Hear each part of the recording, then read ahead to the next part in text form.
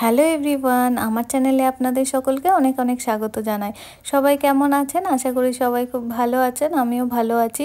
আর একে একে এখন পুজোর ভ্লগগুলো শেয়ার করব। তো ভ্লগের প্রথমেই আপনারা দেখতে পেলেন যে আমি ভিডিও করছিলাম বলে বাচ্চাগুলো পুকুরে চান করছিল আর বলছিল হ্যালো গাইজ ওয়েলকাম। তো এটা শুনে কিন্তু বেশ হাসিই পেয়েছিল আমার, তাই ওই জন্য ওই সাউন্ডটা আমি আর স্কিপ করিনি। তাহলে এবার চলুন বলি আমরা কোথায় যাচ্ছি। আমরা যাচ্ছিলাম মাঝের গ্রাম। মাঝের গ্রাম এক দাদার বাড়িতে। দাদা ছিল ওর অফিস কলিগ। ওই দাদার বাড়িতে প্রতি বছর দুর্গাপুজো হয়, আর প্রতি বছর সপ্তমীর দিনেই আমরা ওই দাদার বাড়িতে যাই। আর এই 2 বছর আমরা পরপর ওই দাদার বাড়িতে যাচ্ছি। এর আগে যদিও আমি যাইনি। আর ওখানে যেতে গেলে প্রথমেই আমাদের বনগাঁয় নামতে হবে, বনগাঁ থেকে আবার রানাঘাটের ট্রেন ধরতে হয়। তো এই যে বনগাঁয় ঢোকার এখানে এই সুন্দর করে গার্ডেনিংটা করা, এটা দেখতে বেশ ভালোই লাগছে। তো আপনারাও আমার সাথে চলুন। এবার যাব ওই প্ল্যাটফর্মে, ওখান থেকেই আমরা রানাঘাটের ট্রেন ধরবো। আমাদের সাথে আরও 2টো দাদা এবং একটা দাদার ওয়াইফ ছিল। প্রথমেই আমরা ট্রেনে উঠে খিদে পেয়ে গেছিলো বলে ছোলা মাখা খেয়ে নিলাম।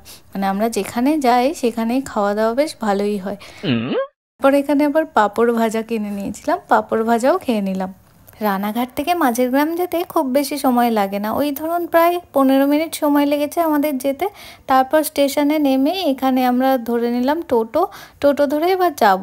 এইবার দেখুন এই সেই পুকুর, আর এখানেই কয়েকজন বাচ্চারা স্নান করছিল। আর যেই দেখেছে আমি ক্যামেরা করছি তখনই ওরা ওটা বলেছিল। বেশ একটা হাস্যকর বিষয় হয়েছিল কিন্তু, মানে ওরাও জানে ক্যামেরা ধরা মানেই কেউ না কেউ ব্লগ করছে।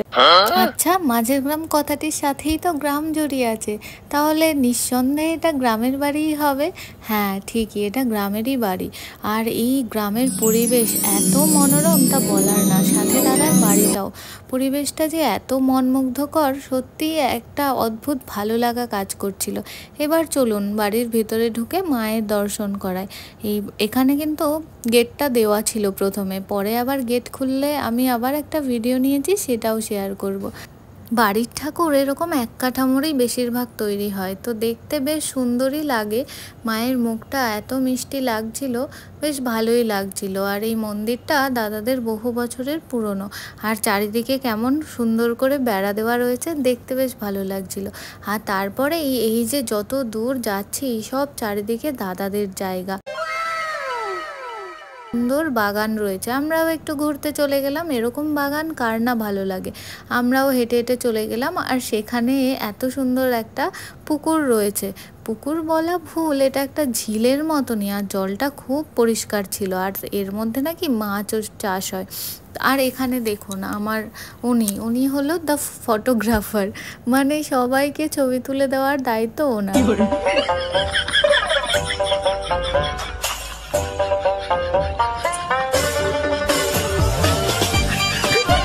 আমাকে তো ভিডিও করে দেয়নি, তাই জন্য আমি নিজের ভিডিও নিজেই একটু নিয়ে নিলাম। এই দেখুন মায়ের গেটটা খোলা রয়েছে, এসে দেখলাম, সঙ্গে সঙ্গে একটু ভিডিও নিয়ে নিলাম। তারপর এখানে আমাদের প্রসাদ খেতে দিয়ে দিয়েছিল। আর এই যে এই ডগিটার নাম কিন্তু চিকু। সত্যি ও অনেক পালতু, মানে অনেক পোষ মানানো। এখানে এবার খাওয়া দাওয়া হবে বলে উনি দিয়ে দিচ্ছিলেন পাতা। আর এখানে মানে দুপুরের লাঞ্চে ছিল পোলাও আর আলুর দম, আর সাথে আর একটা তরকারি রান্না হয়েছিল ঘরে, পাঁচমিশালি টাইপের। আর ছিল চাটনি, পাঁপড়, মিষ্টি। প্রথমে তো আমাকে ঝোল দিয়েছে, আলু ছিল না, তারপর আবার আলু এনে আমাকে আলু দিয়েছে।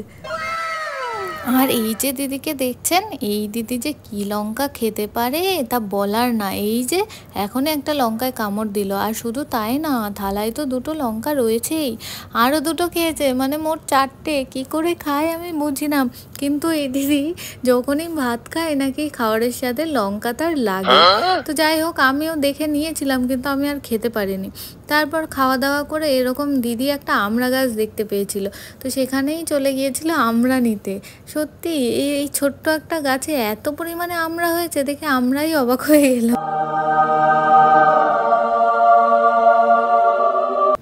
আর এটা ছিল বিলাতি আমড়া, বিলাতি আমড়ারই ছোট সাইজটা। তো এগুলো খেতে কিন্তু খুব ভালোই লাগে।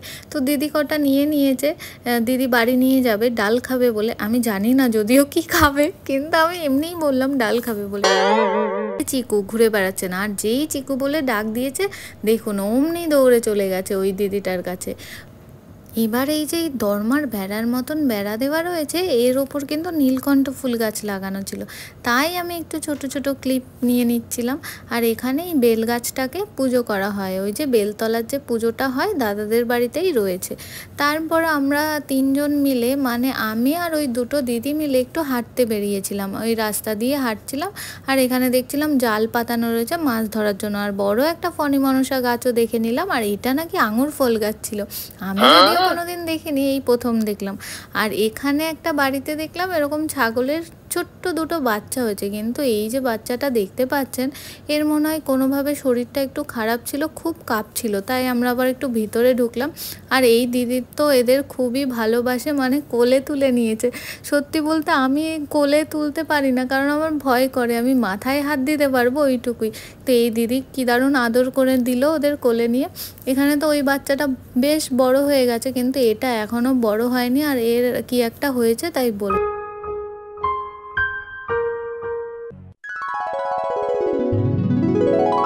আর এই দাদার বাড়িতে প্রতি বছর এরকম সপ্তমীর দিনে আঁকা প্রতিযোগিতা হয়, আর এই আঁকাগুলো ছিল আগের বছরে, সেইগুলোই এখানে এরকম করে ডেকোরেশন করে দিয়েছে। আর এখানে সব বাচ্চারা আবার আজকে আসবে নতুন করে আঁকা প্রতিযোগিতায় অংশগ্রহণ করতে। দুপুরবেলায় সবাই খাওয়া দাওয়ার পরে এখানে বসে বেশ গল্প করছিল, আড্ডা বেশ জমে গিয়েছিল।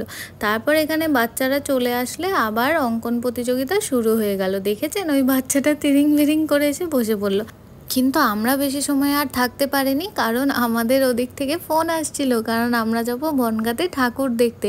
তাই জন্য আমরা বেরিয়ে পড়লাম, টোটো ধরে নিলাম, আমরা দুজনেই এসছি। আর ওই দাদা আর দিদিরা তখনও ওখানে ছিল, ওরা অঙ্কন প্রতিযোগিতা দেখবে তারপর আসবে। তো এই ভিডিওটি কেমন লাগলো অবশ্যই জানাবেন, ভালো লাগলে প্লিজ আমার পাশে থাকবেন, চ্যানেলটি সাবস্ক্রাইব করে দেবেন। ভালো থাকবেন সব।